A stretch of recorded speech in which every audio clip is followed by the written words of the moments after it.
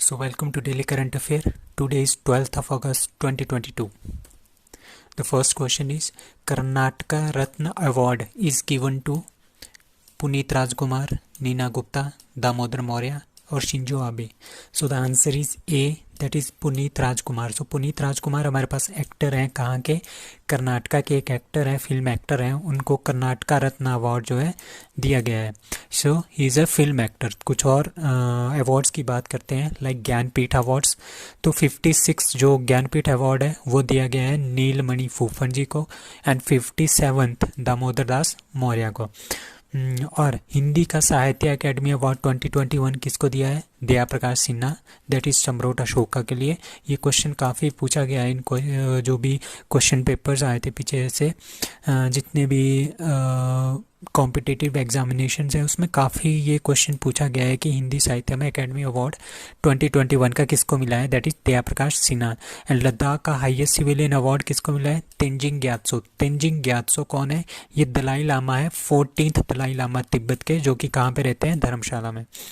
And Ramanujan award for young mathematicians किसके लिए किसको मिला है? दैट इज नीना गुप्ता को ये मिला है. अभी मिला है फरवरी 2022 में ये इनको मिला है. Now FIDE is a federation of international federation of chess. 44th chess olympiad जो कि कहाँ पे हो रहा था? चेन्नई में हो रहा था, क्योंकि पहले ये कहाँ पे होना था? रशिया में. ठीक है, वहाँ पे क्राइसिस हो गए तो उसकी वजह से ये पोस्ट शिफ्ट कर दिया गया इंडिया चाइना में, चेन्नई में. So which country got rank 1? पहला रैंक किसको मिला है? इंडिया को, उज्बेकिस्तान, आर्मेनिया और Kazakhstan. So the answer is B, that is Uzbekistan. So Uzbekistan को पहला रैंक मिला है in chess olympiad 44th which was held in Chennai. So rank किस तरह के हैं? इसमें दो कैटेगरी थी, open category and second one was female category. तो ओपन कैटेगरी में सबसे पहले नंबर पे है उज्बेकिस्तान, फिर आर्मेनिया और फिर इंडिया बी. इंडिया की एक दो टीमें थी, इंडिया बी. और फीमेल कैटेगरी में यूक्रेन, जॉर्जिया और इंडिया. ठीक है, इंडिया को दोनों में इसमें क्या मिला है? ब्रॉन्ज मेडल मिला है. ठीक है, ओपन कैटेगरी में उज्बेकिस्तान को गोल्ड, इसको सिल्वर, आर्मेनिया को सिल्वर. ठीक है, और इंडिया को ब्रॉन्ज. तो यूक्रेन को फीमेल कैटेगरी में गोल्ड, जॉर्जिया को सिल्वर और इंडिया को ब्रॉन्ज. तो 45th चेस ओलंपियाड कहाँ पे होगा? उज्बेकिस्तान. ठीक है, अगला जो होस्ट होगा वो उज्बेकिस्तान होगा और उन्होंने ही अभी क्या कर दिया है? पहला रैंक हासिल किया है in open category chess olympiad में. एंड 75th ग्रैंड मास्टर कौन बने अभी 2 दिन पहले? That is V Pranav. World chess day इसमें कब मनाया जाता है? 20 जुलाई को. फीडे के न्यू डिप्टी डायरेक्टर कौन है? विश्वनाथन आनंद. ठीक है, फीडे कब बनाया गया था? 20 जुलाई 1924 को. तभी 20 जुलाई को वर्ल्ड चेस डे मनाते हैं at Paris, France. Now which state has decided to implement NRC and state population committee to implement NRC. NRC को इम्प्लीमेंट करने के लिए स्टेट पॉपुलेशन कमेटी बनाएंगे.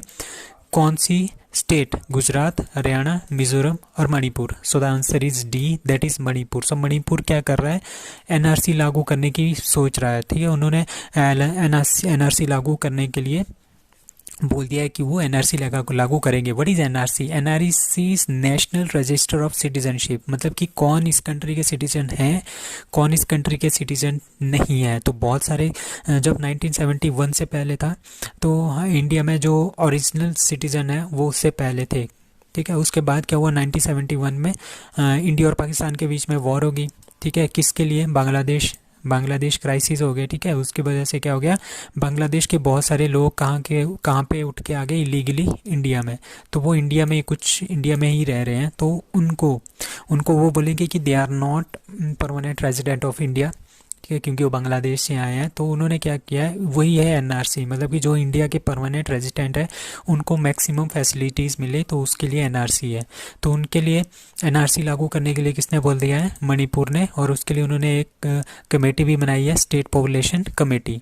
ठीक है, एम क्या है? To distinguish between original resident and non resident people of the state. ठीक है, फर्स्ट टाइम हमारे पास एनआरसी कब हुआ था? 1951 में. वो डिसाइड करता था कि कौन इस कंट्री के सिटीजन है. नाउ अब मणिपुर के सीएम कौन है? वीरेंद्र सिंह. लोकटक लेक वो हमारे पास बिगेस्ट फ्रेश वाटर लेक है. कहाँ की? नॉर्थ ईस्ट इंडिया की. And Keibul Lamjao national park that is on Loktak lake, ठीक है। Only floating national park of India, एक ही है जो फ्लोट कर रहा है national park, that is in Manipur. And national sports university that is also in Manipur, ये भी काफ़ी इंपॉर्टेंट क्वेश्चन है। And Teju pass that is in Manipur. And Thangta is also very very important, that is Thangta martial arts is from Manipur. Now who won All India Football Federation player of the year award 2021-2022? Bhaichung Bhutia, Sunil Chhetri, Shabbir Ali and none of this. So answer is B, that is Sunil Chhetri. Sunil Chhetri हमारे पास top के player हैं और rank भी इनकी world में 5th number पे maximum goals में आती है, ठीक है। तो सुनील छेत्री, इनको मिला है मेल का ऑल इंडिया फुटबॉल फेडरेशन का बेस्ट प्लेयर अवार्ड 2021-2022 के लिए। और मनीषा कल्याण को फीमेल में मिला है AIFF best player of the year 2021-2022। So Santosh trophy 2022 is won by Kerala, किसको हरा के? वेस्ट बंगाल को हरा के। एंड फीफा वर्ल्ड कप 2022 कहाँ पे होगा? That is in Qatar, Doha. और फीफा वर्ल्ड कप 2026 कहाँ पे होगा? North America, Mexico, USA and Canada, तीनों इसको होस्ट करेंगे। And under 17 female world cup that will be held in India, October से स्टार्ट होगा।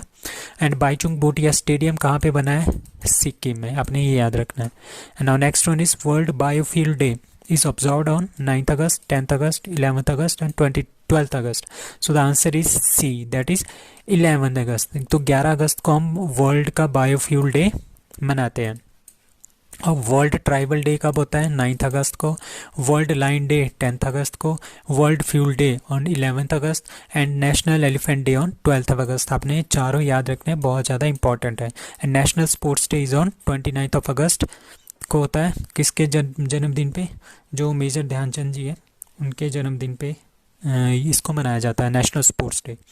Now Langya henipa virus is found in China, Mongolia, Nigeria, Kenya. तो एक corona virus आ गया था, तो कोरोना वायरस अभी ढंग से गया भी नहीं है और अब भी लांगिया हैनिपा वायरस आ गया है।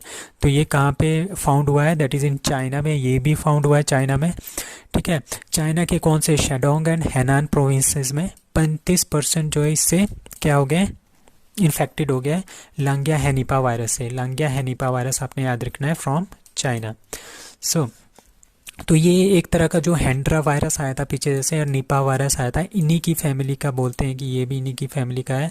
It is not yet known much about this new virus, और इसको भी बोलते हैं हम वी भी बोलते हैं, particularly whether it's spread from person to person. तो ये पता भी नहीं है कि ये पर्सन टू पर्सन फैलता है कि नहीं फैलता है। The symptoms of Langya henipa virus reported कौन कौन से? Fever, exhaustion, coughing, loss of appetite, muscle ache, nausea, headache. तो ये सारे के सारे इसके क्या हैं? एक तरह के सिम्टम्स हैं। The authors also looked into the possibility that Langia henipavirus originated from domestic wild animals like goats and dogs. Now, Dash designated as PM of Papua New Guinea by new legislator, that is James Marape, Peter O'Neill, Catalina Novak और Hassan Sheikh. तो so answer is A, that is James Marape. So James Marape becomes the new PM of Papua New Guinea for the second time, ठीक है, दूसरी बार ये बने। And according to the media and election authorities, Marape was resworn in as prime minister after lawmakers in the new parliament elected Marape without any opposition. There was no any kind of opposition. So James Marape becomes the prime minister of Papua New Guinea. So Gustavo Petro is the first leftiest president of Colombia. Tanzania first female president, that is Samia Suluhu Hassan. 17th president of Philippines, that is Ferdinand Marcos Jr. And 14th PM of Israel, that is Yair Lapid. President of Somalia कौन बने? Hassan Sheikh. President of Hungary, that is Catalina Novak. And which country declared Padang as their 75th national monument? That is Myanmar, Japan, Singapore और Malaysia. So the answer is C, that is Singapore. So Singapore has declared Padang.